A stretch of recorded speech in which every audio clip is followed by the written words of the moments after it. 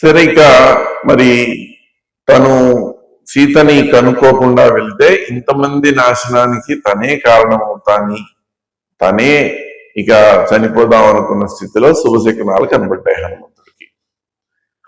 అటువంటి హనుమంతి అంతా అప్పటిదాకా వెతికాడు. అప్పటిదాకా రాని ఆలోచన అప్పుడు అశోకవనం సైడు ఆయన చూడలేదు, అటువైపుగా వెళ్తాడు. దూరం నుంచి ఒక చిన్న కోతి రూపంలో వెళ్ళి చెట్టు చాటు నుంచి చూస్తున్నాడు. సరిగా తెల్లవారుతోంది. అదే టైంలో ఇక రావణాసుడు అంతఃపుర కాంతలతో బయలుదేరి, అంటే ఆయన పట్టపురాణి మండోదరి చాలా లోకోత్తరమైన సుందరి. ఒక సందర్భంలో వెతుకుతున్న హనుమంతుడు ఈ మండోదరే సీత అనుకుంటాడు. కానీ రాముడికి వియోగంలో ఉన్నటువంటి సీత ఇలా పరవ్యక్తితో ఎందుకు సుఖిస్తుంది అని సడన్ గా గుర్తుకొచ్చి మళ్ళీ ఇదవుతాడు అన్నమాట. అంటే మనిషి యొక్క మనసులో ఎన్ని రకాల సమస్యలు ఉన్నప్పుడు అప్స్ అండ్ డౌన్స్ ఉంటాయని ఇవన్నీ చక్కగా చూపిస్తారు అందులో. ఇక మరి రావణాసుడు దగ్గరకు వచ్చి, నీకు 3 నెలల టైం ఉంది, ఈ లోపల మనసు మార్చుకున్నావా సరే, లేకపోతే నిన్ను ఆహారంగా వండేసి పెట్టేస్తారు, నాకు చనిపోవాల్సి వస్తుంది, నువ్వంతా. కానీ ఎవరన్నా అంత ఒక భయంకరమైన రాక్షసుడు చెరలో ఉన్నవాడు భయభ్రాంతులతో ఉండడం ఒక ఎత్తైతే, అలాంటి సమయంలో కూడా సీత మాట్లాడిన మాటలు దానికి చాలా వ్యతిరేకంగా మనకి ఆశ్చర్యంగా అనిపిస్తాయి. డైరెక్ట్ గా తన మొహం చూడకుండా ఒక గడ్డి పరకని పెట్టుకుని మాట్లాడుతుంది. అంటే నువ్వు ఒక గడ్డి పరకతో సమానం అని చెప్తుంది. నువ్వు ఒక గుడ్డలో అగ్నిని బంధించాలని ట్రై చేస్తున్నావు, నా భర్త లేని టైంలో పిరికి పందలా వచ్చి నన్ను ఎత్తుకొచ్చావు, అసలు నిన్ను అక్కడే రాముడు చంపేస్తుండేవాడు చూస్తుంటే. అంటే ఇద్దరు మాటలు అంత విచిత్రంగా ఉంటాయన్నమాట.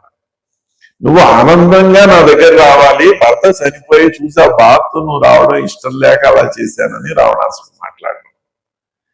సో అయినా కానీ నీకు ఇప్పటికైనా నీకు టైం ఉంది, మనసు క్షమాపణ చెప్పుకుని నన్ను రాముడికి అప్పచెప్తే, నిన్ను క్షమించమని చెప్తాను, వదిలేస్తాడు, ఆలోచించుకో అని అంటుంది తప్ప సరే నీకు ఈ ఇంత ఇంద్రభోగాలు ఉన్నాయి, ఇవన్నీ ఉన్నాయి, నువ్వు అన్ని మర్చిపో, వదిలేసేయి అంటే అక్కడెక్కడా తన మనసును మార్చుకునే ప్రసక్తి లేదు.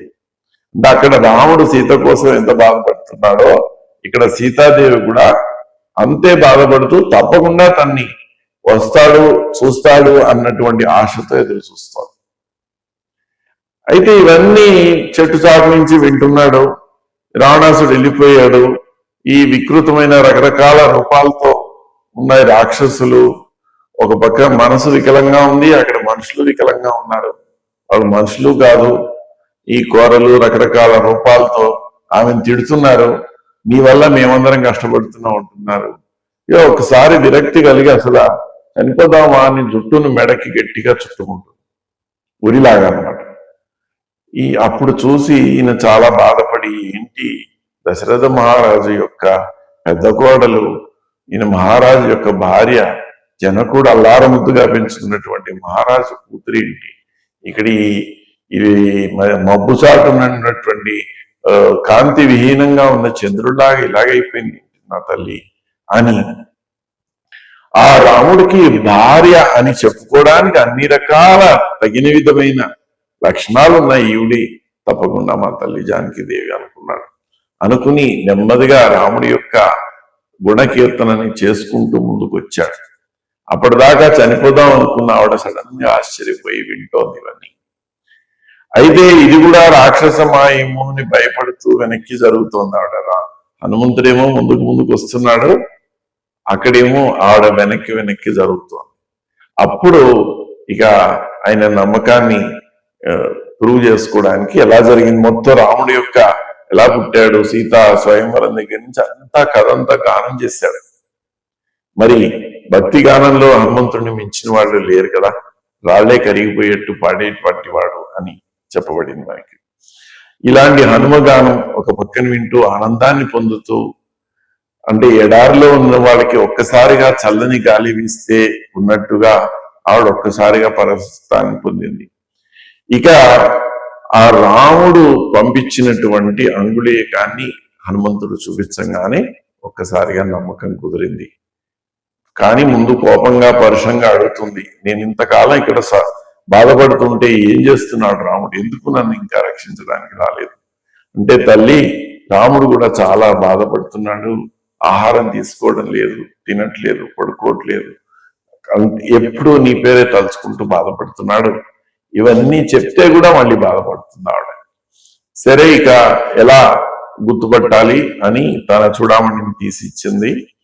ఆ కాకి రూపంలో వస్తే రాక్షసుడు కాకాసురుడు తనకి బాధ కలిగిస్తే చిన్న దర్భను తీసి విసిరితే అది అస్త్రంగా వెళ్లి కాకాసురుడిని బంధించింది. ఈ కథంతా హనుమంతుడికి చెప్తుంది గుర్తుపట్టినట్టు చెప్పడానికి. అయితే తన్నే తీసుకెళ్లిపోతాను అని అంటాడు, కానీ ఆవిడ రాముడే రావాలి, నన్ను జయించి తీసుకెళ్ళాలి, అయినా నువ్వు ఇంత చిన్నగా ఉన్నావు కదా, నువ్వు సముద్రంలో ఎలా తీసుకెళ్తావు, నీ కోతి బుద్ధి పోనించుకున్నావు కాదు, నన్ను సముద్రంలో పడేయాలని ఇలా చెప్తున్నావా అని అడుగుతుంది తమాషగా. అంటే ఒక చిన్న పిల్లల్ని ఒక తల్లి సరదాగా అంటున్నట్టుగా అంటున్నాడు. అప్పుడు ఇప్పటిదాకా కొంచెం అతనికి చిన్నతనంగా అనిపించి హనుమంతుడికి ఒక్కసారిగా తన కామరూపాన్ని చూపించి అంత పెద్దగా అయిపోతాడు.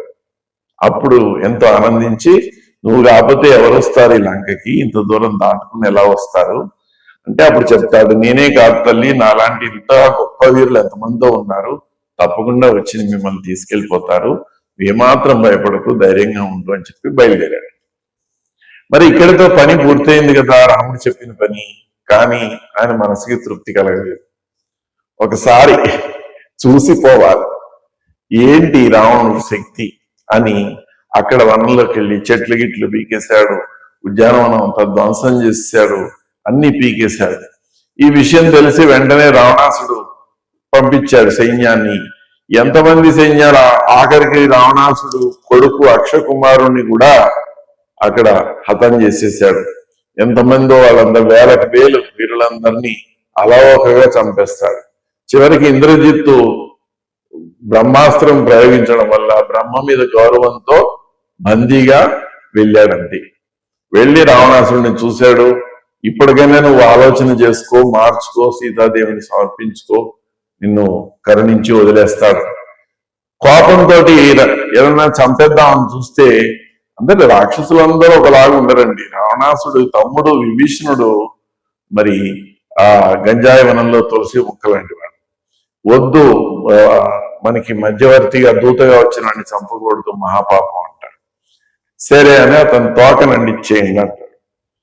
ఈ తోక అంటించేసరికి మరి ఈయన ఊరికే ఉండరుగా, మొత్తం అంతా అక్కడ రావణ మొత్తం అందరు ఇళ్ళని శుభ్రంగా ఈ మంటతో దహించి వేశాడు. ఈ మంట చూసి సీతాదేవి కంగారు పడుతుంది. ఆంజనేయ స్వామికి ఏమీ కాకూడదని చెప్పి అగ్నిదేవుడిని ప్రార్థిస్తుంది. కానీ ఇంతలో ఆయనకి మళ్ళీ బాధపడతాడు. అయ్యో, నేను అంతా తగలబెట్టేశానే, సీతాదేవికి ఏమైందో ఏంటో అని అనుకుని తర్వాత మళ్ళీ సీతాదేవిని చూసి సాంత్వన పొంది, అవునులే, నాకే కాలకుండా చేసిన మహాతల్లి యొక్క పవిత్రత వల్ల అది సీతాదేవిని ఏం చేస్తుంది అని చివరికి మనం బాగా వినే నానుడు ఉంది కదా, చూసి రమ్మంటే కాల్చి వచ్చాడని, అట్లాగా తిరిగి బయలుదేరాడు. వానరులందరూ ఎంతో సంతోషించారు, శుభవార్త తీసుకొచ్చారు. ఇక వీళ్ళంతా బయలుదేరి రాముడి దగ్గరికి వెళ్ళారు. చూడండి, ఇక్కడ చాలా ఇంపార్టెంట్ ఇదేంటంటే, ఫస్ట్ వచ్చాక నేను వెళ్ళాను, చూశాను, ఇవన్నీ చెప్పేదాకా మరి రాముడికి ఇంకా ఉత్సుకత ఎక్కువ అవుతుంది కదా, రాముడికి ఎలా చెప్పాలి విషయం అని చూశాను సీతను అన్న మాటతో మొదలెడతాడు. కనుగొంటిని జానకి మాతను కాయని పద్యం రాశారు చక్కగా. అంటే సీతను చూశానన్న మాట ఫస్ట్ రాముడి చెవిలో పడాలి. ఎలా చూశాను, ఎలాంటి పరిస్థితిలో ఉంది, ఎక్కడికి వెళ్ళాను అనేది తర్వాత మొత్తం డీటెయిల్స్ చెప్పాడు. కానీ అంత అయ్యాక లాస్ట్ సీతను చూశానన్నాను కాదు, ముందు కనుగొన్నాను సీతని అని చెప్పేశాడు. సో సీతాదేవిని చూశామని ఆంజనేయ స్వామి చెప్పేశాడు. చెప్పంగానే ఇక రాముడికి ఆనందం. అసలు ఏ రకమైన నీకు ఆ, ఒక గిఫ్ట్ ఇవ్వాలి, ఇస్తే దాన్ని తీర్చగలను అని చెప్పి అప్పుడున్న పరిస్థితుల్లో ఆలింగనం చేసుకుని ఆయన ఆంజనేయ స్వామిని, ఆయన అదే గొప్ప బహుమతి కదా, పరమాత్మ యొక్క ఆలింగన సుఖాన్ని హనుమంతుడు కలుగజేశాడు. అంతే ఆ సుందరాకాండ ప్రత్యేకత ఇదేనండి. రాముడు ఎక్కడున్నాడో, ఆ రాముడు నన్ను తెలుసుకుంటాడో లేదో అని బాధలో ఉన్న సీతాదేవి దగ్గరికి వచ్చినటువంటి హనుమంతుడు వల్ల రాముడు క్షేమంగా ఉన్నాడు, అమ్మయ్య అనుకుని సీతాదేవి స్వాంతన పొందింది. ఇక సీతాదేవి ఎక్కడుందో అని ఎంతో విషాదంతో కూలిపోతున్నటువంటి రాముడికి సీతాదేవి గురించిన జాడ విషయంలో రాముడికి చెప్పాడు. అంటే ఈ సముద్రం దాటడం ఎలాగో అలాగే మనుషుల యొక్క జీవితంలో కూడా కష్టాల సముద్రాన్ని దాటడం చాలా కష్టం. అందుకని ఈ భార్యాభర్తలు చాలా మంది సమస్యలతోటి, విభేదాలతోటి, కొట్లాట్లతోటి విడిపోయిన వాళ్ళు, అనేక రకాల కెరీర్ లో ప్రాబ్లమ్స్ ఉన్న వాళ్ళు, ఇవన్నీ ఎదుర్కోవడానికి ఈ సుందరాకాండ పారాయణ చెప్తారు. అలాగే అంటే ఒక్కొక్క దానికి ఒకటి ఉంది. వాళ్ళ కెరీర్ లో దేనికోసం అనేది ఎక్కువగా ఆదిత్య హృదయం చదువుతూ ఉంటారు, విజయానికి పట్టాభిషేకం చదువుతారు, అది వేరు. కొన్ని రకాల సమస్యలు ఎప్పటికీ ఒక దోవ తెన్ను కనబడకుండా కొట్టిమిట్టాడుతున్న వాళ్ళందరూ ఈ 16 రోజుల సుందరాకాండ పారాయణని లేదా 7 రోజుల పారాయణని, ఆరోగ్య సమస్యలతోటి చాలా మంది మనం తెలిసిన వాళ్ళు, చాలా మంది కూడా వేదవ్యాస గారి శిష్యులు కూడా చెప్పిన వాళ్ళు, ప్రత్యక్ష అనుభవం అయిన వాళ్ళు కూడా ఉన్నారు. ఇక ఇది ఏమాత్రం తగ్గదనుకున్నటువంటి అనారోగ్య సమస్యలతో ఉన్న వాళ్ళు ఈ సుందరాకాండ పారాయణ తర్వాత దాన్ని దాటి బయటపడ్డ వాళ్ళు ఉన్నారు.